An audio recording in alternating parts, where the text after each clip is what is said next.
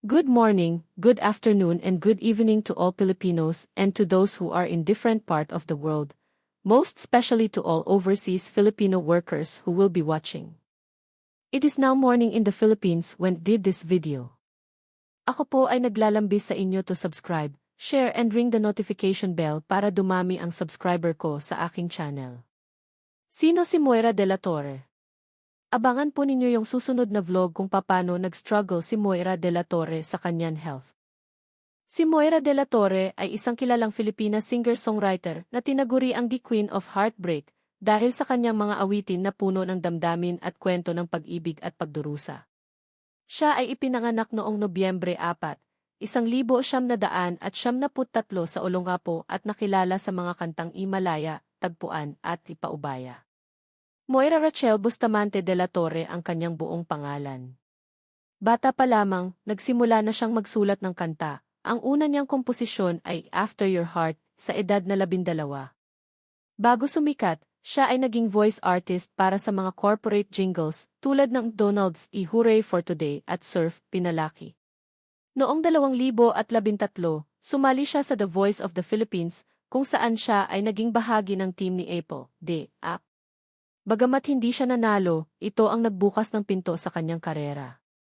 Nakilala siya lalo noong 2017 nang siya ang nag-interpret ng kantang Titibo-Tibo sa Himig Handog na naging grand winner. Debut album, Malaya, 2018, naglalaman ng mga kantang Malaya, Tagpuan at cover ng Iturete. Ang album ay naging 8 times platinum noong 2020, patunay ng kanyang kasikatan. Sumunod na mga hit singles, Paubaya, 2020 na naging anthem ng mga pusong nasaktan. Noong 2018, siya ang naging Spotify's No. isa most streamed artist sa Pilipinas. Ikinasal siya kay Jason Hernandez noong 2019, ngunit naghiwalay noong 2022. Kilala siya sa pagiging bukas sa kanyang mga karanasan sa pag-ibig at heartbreak na siyang inspirasyon ng kanyang mga kanta. Tinaguri ang The Queen of Heartbreak dahil sa kanyang kakayahang magpahayag ng sakit at pag-asa sa musika. Noong 2019, siya ay naging AV Environment Program Goodwill Ambassador na nagpapakita ng kanyang malasakit sa kapaligiran. Si Moira de la Torre ay hindi lamang isang mang-aawit kundi isang simbolo ng modernong OAE na nagdadala ng emosyonal na koneksyon sa kanyang mga tagapakinig. Ang kanyang musika ay nagsisilbing salamin ng karanasan ng maraming Pilipino sa pag-ibig, pagdurusa at pag-asa. Si Moira de la Torre ay isang kilalang Filipina singer-songwriter na tinaguri ang The Queen of Heartbreak dahil sa kanyang mga awitin na puno ng damdamin at kwento ng pag-ibig at pagdurusa.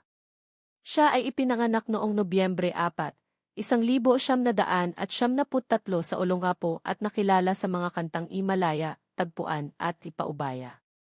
Moira Rachel Bustamante de la Torre ang kanyang buong pangalan.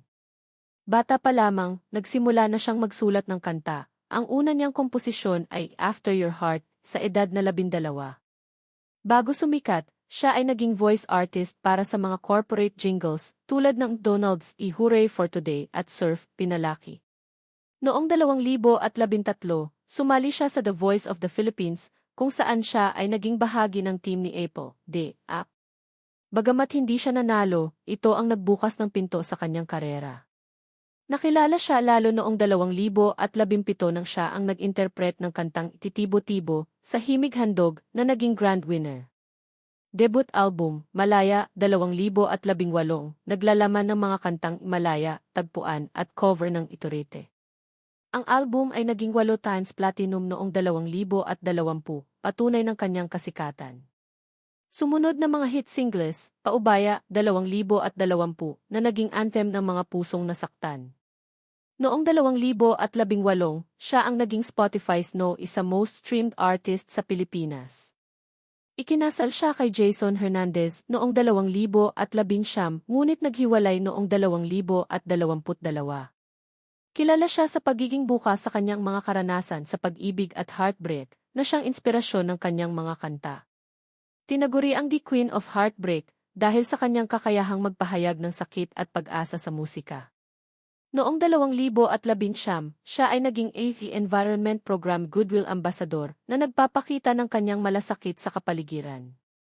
Si Moira de la Torre ay hindi lamang isang mang-aawit kundi isang simbolo ng modernong OAE na nagdadala ng emosyonal na koneksyon sa kanyang mga tagapakinig. Ang kanyang musika ay nagsisilbing salamin ng karanasan ng maraming Pilipino sa pag-ibig, pagdurusa at pag-asa. I'm a fool for your love.